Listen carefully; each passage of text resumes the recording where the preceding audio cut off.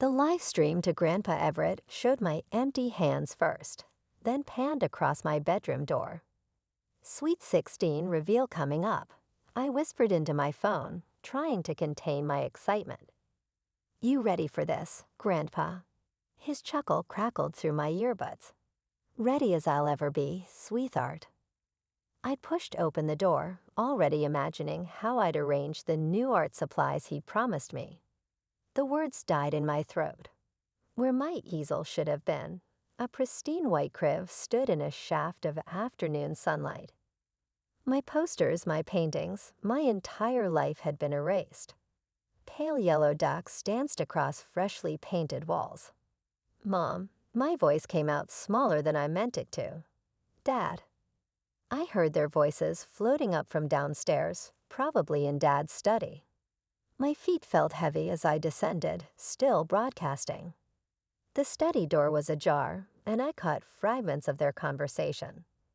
Better this way, Conrad, she said. She'll understand eventually, Marlo. Maybe we should have. Should have what? Waited until she came home from school. Given her time to throw one of her dramatic fits. I pushed the door open.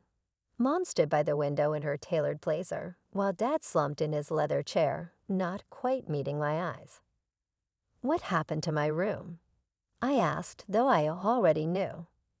The nursery theme, the timing, it had to be for Serafina, the baby. Mom's lips tightened into that familiar line of disapproval. A good time, we need to discuss some changes. Changes? The word tasted bitter. You mean how you turned my bedroom into a nursery without telling me? Your sister needs that space more than you do right now, Mom said, as if explaining something obvious to a child. We've arranged for you to stay with Aunt Callista. Dad shifted in his chair. It's only temporary, honey, until we figure something out. Figure something out. I gripped my phone tighter, suddenly grateful for Grandpa's silent presence on the other end. I live here. This is my home. Was your home? Mom corrected. Honestly, you're 16 now. It's time to stop being so self-centered. Your sister is starting a family. She needs our support. The room spun slightly. And what about what I need? What you need. Mom's voice turned sharp, is to grow up and stop making everything about yourself. Callista's expecting you tonight. I've already packed your essential items. I looked at Dad, but he just stared at his hands, shoulders curved inward, like he was trying to disappear into his chair. Some defender. Happy birthday to me, I guess, I said, my voice steadier than I felt. Thanks for the heads up. Don't be dramatic, Mom sighed. Your aunt's place is perfectly nice, and it's closer to your school. This is hardly the tragedy you're making it out to be. I backed toward the door, my hand finding the doorknob. You're right, Mom, it's not a tragedy. It's just really, really clear where I stand with you both. As I turned to leave, I caught Dad's flinch, the slight tremor in his hand as he reached for his coffee cup. Mom's reflection in the window showed something flicker across her face. Not guilt exactly, but something close to unease. I ended the live stream as I climbed the stairs, but not before whispering, "Did you get all that, Grandpa?" His response was immediate and grim. Every word, sweetheart. Every single word. Standing in what used to be my room, I ran my fingers along the crib's smooth white railing. The nursery was beautiful, really. Perfect for the golden child's perfect baby.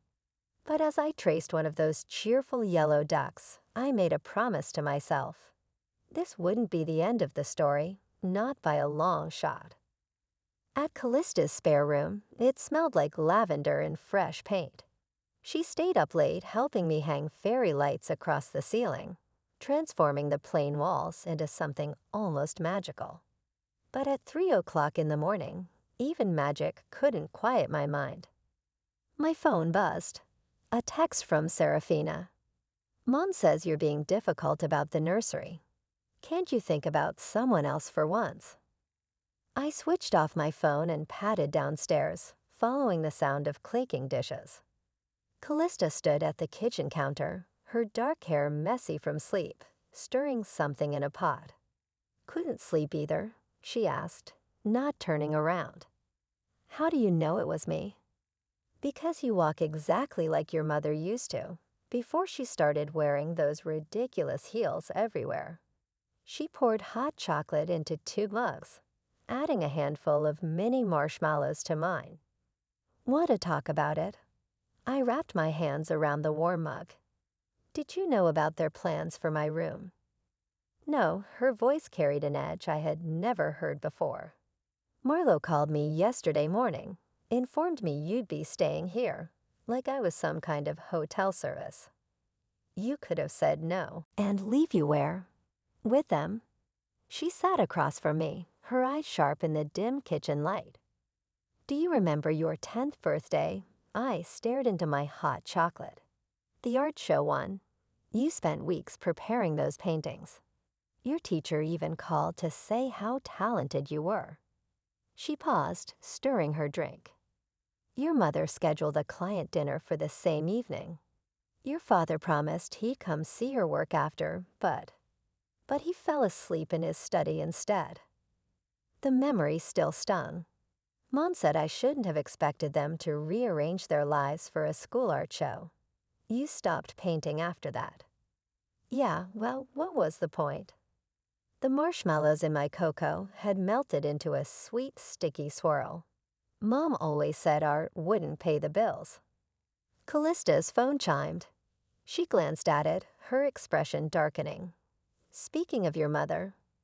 What now? She wants me to send you home this weekend for a family dinner. Serafina is announcing her pregnancy officially. She looked up at me. You don't have to go. Yes, I do. I traced the rim of my mug. If I don't, they'll say I'm being selfish again, making everything about me. Like they made your birthday about Serafina. Callista's voice was gentle, but her words hit hard. My phone buzzed again, upstairs. Probably another text from Serafina. I thought about my sister's perfect life, her successful husband, her growing family, our parents' constant approval. But I'd seen the cracks in her smile at family gatherings. The way her hands shook when Mom criticized her weight or career choices. You know what's funny? I said, breaking the silence. When I was little, I used to think Serafina hung the moon. She'd sneak into my room after Mom and Dad's parties, tell me stories about her college adventures. Then she met Richard, and suddenly, it was like she became Mom's mini-me. Callista reached across the table, squeezing my hand. People change, sweetheart. Sometimes not for the better. Yeah. I squeezed back, then stood up. I should try to sleep. Big family dinner to prepare for. Right, Callista called as I reached the stairs. Whatever you're planning, and don't tell me you're not planning something. Just remember that revenge might feel good in the moment, but it won't fix what's broken. I paused, thinking about the live stream Grandpa had witnessed, about the way Dad couldn't meet my eyes, about all the birthdays and art shows and moments that had slipped away. Maybe not, I said quietly. But neither will pretending everything's fine. Grandpa Everett's Mercedes pulled into Aunt Callista's driveway exactly 3 days after the birthday incident. I watched from the window as he emerged, his usual crisp suit replaced by casual slacks and a sweater. He looked older somehow, tired in a way I'd never seen before. You didn't have to come, I said when he entered, though my tight hug probably gave away how glad I was to see him. Actually, I did, he said, placing a leather briefcase on Callista's coffee table, especially after what I witnessed on that live stream. Callista appeared with coffee, her expression guarded. Marlo called this morning. She's not happy about you being here. Dad, Marlo hasn't been happy about anything since she married that spineless. He caught himself, glancing at me. Sorry, sweetheart, but we need to discuss something important. He pulled out several documents from his briefcase. I recognized the Whitman Industries letterhead. Your mother's been pressuring me to sign over control of the company, he said, spreading the papers across the table. She claims it's about succession planning, but the timing is interesting, isn't it? The same week they kick me out. I picked up one of the documents, scanning the legal jargon I barely understood. The same week they assume I won't find out about their treatment of you. His voice hardened. They forgot about our weekly video calls, didn't they? Callista leaned forward. What are you planning? Before he could answer, my phone buzzed. Mom's face appeared on the screen. I showed it to them, and Grandpa nodded. Put it on speaker. Mom's voice filled the room. Your father and I expect you at dinner tonight. No excuses. I'm studying. This isn't a request.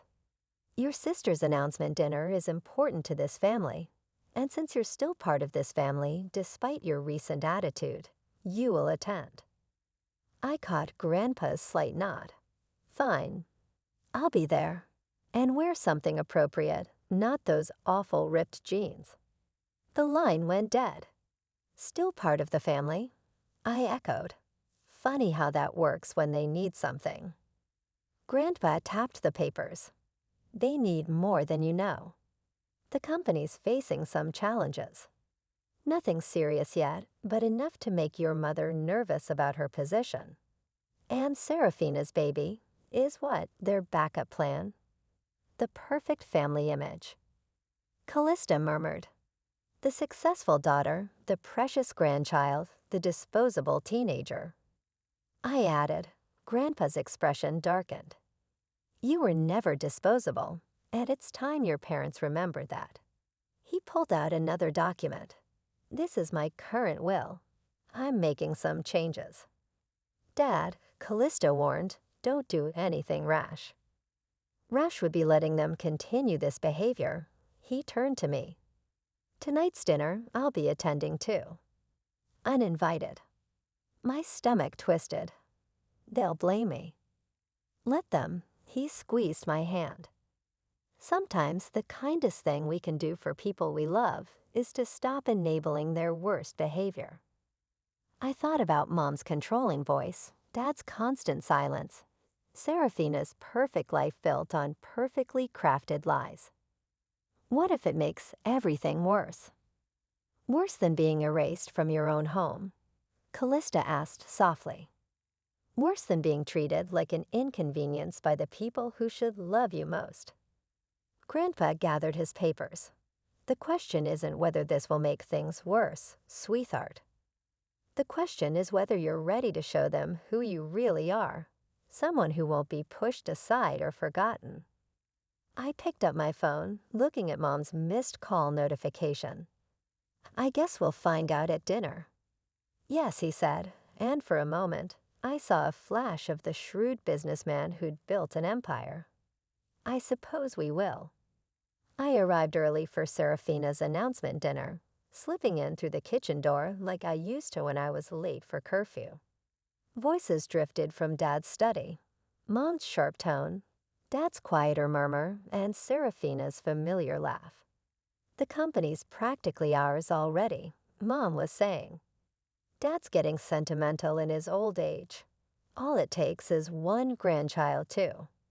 I edged closer to the partially open door. But what about Allah? Seraphina asked. She's his favorite.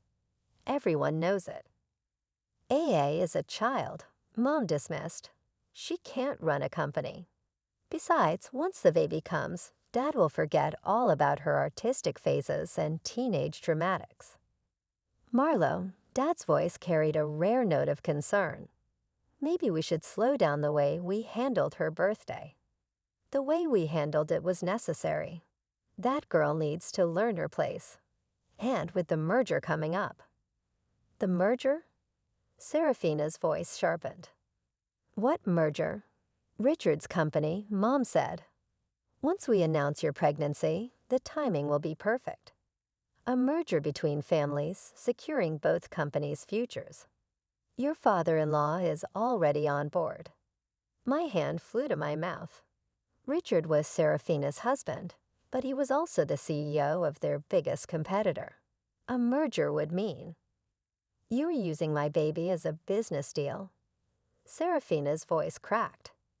"I'm securing our family's future," Mom countered, something your sister seems determined to undermine with her constant need for attention. Speaking of attention, Dad cut in. Dad's car just pulled up. I backed away from the door, but not fast enough. It swung open, and I found myself face to face with Mom. Her perfectly applied makeup couldn't hide her flash of panic. Her smile was brittle. "How long have you been standing there?" "Long enough." The words came out steadier than I felt. "So that's why you wanted the nursery done so quickly." It was never about Serafina's baby. It was about the merger. Serafina appeared behind Mom, one hand protectively over her stomach. It's not what you think." "Really?" "Because it sounds like Mom's using your baby to manipulate Grandpa and secure a business deal." I met Mom's eyes. "That's why you needed me gone, isn't it?" "Because I might tell him the truth." "You understand nothing about business," Mom snapped. "About what it takes to protect this family's legacy." "Protect it?" I laughed, the sound harsh even to my own ears. "You mean control it, like you try to control everything else." The doorbell rang. Dad emerged from the study, adjusting his tie. "That'll be your grandfather." "Perfect timing," I said, watching Mom's face pale slightly. I'm sure he'd love to hear about the merger plans. About how his great-grandchild is just another business asset. "You wouldn't dare," Mom hissed. I thought about my empty room upstairs, about years of missed art shows and conditional love, about Serafina's face when she learned her baby was just another piece in Mom's game. "Try me," I said, turning toward the door. Mom grabbed my arm. "If you ruin this, you'll—" "What? Throw me out again?" Too late. The doorbell rang again. Serafina's hands were shaking. Dad wouldn't meet anyone's eyes and Mom, for the first time in my life. I saw real fear crack through her perfect facade. I pulled free of her grip and walked toward the front door, my heart pounding but my steps steady. Behind me, I heard Mom's heels clicking rapidly across the floor, rushing to beat me there. The game was about to change. I just hoped I was ready for what came next. The college brochures spread across Aunt Callista's kitchen table looked like escape routes, art programs, photography majors, creative writing departments, everything Mom would hate, everything I was planning for myself. I might love Berkeley. It has an excellent fine arts program, Callista said, sliding another pamphlet toward me. And it's about as far from here as you can get without leaving the country. My phone buzzed, another message from Serafina. "We need to talk alone." I'd been ignoring her texts since the dinner disaster 3 days ago, when Grandpa had stormed out after learning about the merger plans. Mom hadn't spoken to me since, but her silence said enough. "Allah," Callista tapped the brochure. "You're miles away." "Sorry, I just—" My phone buzzed again, this time a message from Richard, Serafina's husband. "Meeting at the office. Important information about your mother's plans. Come alone." "I have to go," I said, standing abruptly. "There's something I need to handle." Callista caught my arm. "Whatever you're planning, remember what happened last time you tried to face them alone." "This is different." I showed her Richard's message. "He might have proof about the merger, something we can show Grandpa. Or it could be a trap." She frowned. "At least let me drive you." "They'll see your car." "I'll take the bus." I grabbed my jacket. Besides, I'm tired of hiding. The corporate office loomed ahead, 30 minutes later, all glass and steel and secrets. The security guard barely glanced at my student ID before waving me through. Richard's office was on the top floor with a view of a city that probably cost more than my college fund, if I even had one anymore. The elevator doors opened to reveal not Richard, but Mom. "I knew you'd come," she said, stepping inside before I could retreat. So predictable. The doors closed, and we started ascending. "Where's Richard?" "At home with your sister, who, by the way, is absolutely devastated by your betrayal." She pressed the emergency stop button. The elevator jerked to a halt. "We need to talk about your future." "My future?" I laughed. "You mean the one you're trying to control like everything else." "I'm trying to protect this family's legacy, something you seem determined to destroy." She pulled out an envelope. Inside is an acceptance letter to Swiss boarding school. Very exclusive. Very far away. My throat tightened. You can't force me to go. Think about Serafina. The stress you're causing could harm her baby. Think about your father. His position in the company depends on this merger. She held out the envelope. One signature and you get a fresh start. Isn't that what you want? The elevator felt smaller by the second. "What I want," I said, "is a mother who actually cares about me, not just her precious company." "Don't be dramatic. This is a generous offer. Take it before I change my mind." I looked at the envelope, then at her perfectly composed face. "You know it's funny. I used to think Serafina was the lucky one. Your perfect daughter, your pride and joy. But she's just as trapped as I am, isn't she?" Something flickered in Mom's eyes. Fear, recognition. Before she could respond, my phone chimed. "A message from Grandpa. Don't sign anything. On my way." Mom saw the text. Her hand tightened on the envelope. "Time to choose, Celera. Your family stability or your selfish desires. What's it going to be?" The elevator hummed around us, suspended between floors, like my answer hung between us. I thought about the college brochures, about Serafina shaking hands, about years of trying to earn love that should have been unconditional. I reached for the envelope. I took the envelope from Mom's hand and ripped it in half. The sound echoed in the elevator like a gunshot. "That was a mistake," she said, her voice deadly quiet. The elevator jerked back to life, ascending to the top floor. When the doors opened, I found Dad and Richard waiting, along with 2 security guards. "I tried to give you an easy way out," Mom said, stepping past me. "Now we do this the hard way."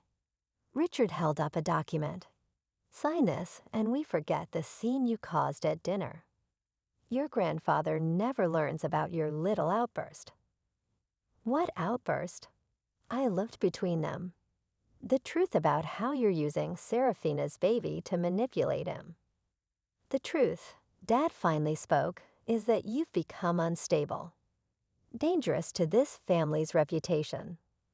"Dangerous?" I laughed, but it came out shaky. "Because I won't play along with your games anymore." Mom nodded to the security guards. One guard pulled out a tablet, playing a video of me at the dinner, but something was wrong. The footage had been edited, making me look unhinged, aggressive. My words about the merger were cut out, replaced with what looked like a jealous rant about Serafina's baby. "Social media is so unpredictable," Richard said smoothly. "Once something goes viral, you wouldn't." I wouldn't. I whispered, but I knew they would. Mom said, "Agree to the boarding school, or this video goes public. Think about what that would do to your college applications, to your future." The elevator dinged again. Grandpa emerged, followed by Aunt Callista. Relief flooded through me until I saw their faces. "I saw the video," Grandpa said, his voice heavy with disappointment. "AA, How could you? What? No, it's fake. I tried to tell them. Callista cut in, her eyes pleading with me to understand. But the footage, Mom stepped forward, all concern and maternal worry. We've been trying to handle this privately. Dad AA's been struggling since we announced Serafina's pregnancy. The therapist suggested a change of environment might help. I'm not struggling, I protested, but my voice cracked, making me sound exactly like the unstable teenager they'd portrayed. They edited that video, I insisted. They're trying to force me out because I know about the merger. Merger? Richard laughed. What merger? Mr. Whitman, I assure you there's no merger. Just a troubled girl who needs help. I turned to Grandpa, desperate. You know me. You know I wouldn't. I know you've been under a lot of stress, he said gently. Maybe your mother's right. Some time away. The betrayal hit like a physical blow. Even Grandpa believed their lies. Even he was willing to send me away. The papers Mom pressed into my hands. Sign them and we handle this as a family. Refuse and the video goes public. I looked at each face in turn. Dad avoiding my eyes as usual, Richard smug and certain of victory, Callista torn between loyalty and the evidence before her. Grandpa's faith in me shattered by their careful manipulation, and Mom, finally showing real emotion, triumph. My hand shook as I took the pen. The document was filled with legal terms, but one phrase stood out. Voluntary commitment to residential treatment facility, not boarding school. A psychiatric facility. Last chance, Mom said softly. Choose wisely. My phone buzzed one last time. A message from Serafina, don't sign anything. I have proof. Hold on. But as I looked up at the wall of faces against me, at the carefully constructed trap they'd laid, I realized something terrible. Sometimes holding on hurts more than letting go. I pressed the pen to paper. My signature, the only weapon I had left. The residential facility admission papers felt heavy in my hands. Just as I pressed the pen to paper, the office door burst open.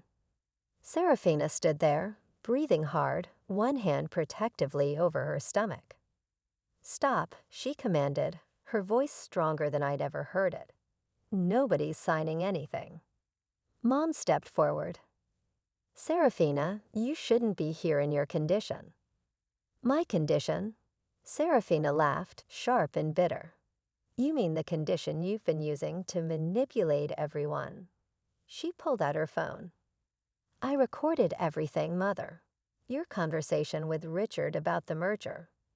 The plans to use my baby to secure Grandpa's fortune. Even your instructions to the video editor about doctoring AA's footage. The room went deadly quiet. Richard's smug expression cracked. Dad's face drained of color. You're lying, Mom said, but her voice wavered. Am I? Serafina pressed play. Mom's voice filled the room, crystal clear. Edit out anything about the merger. Make her look unstable. Once she's committed, no one will believe her anyway. Grandpa moved faster than I'd ever seen him move. He snatched the commitment papers from my hands, tearing them to shreds. Marlowe, he said, his voice shaking with rage. What have you become? Dad, I can explain. Explain what? Callista cut in. How you were willing to commit your own daughter to a psychiatric facility to protect your lies.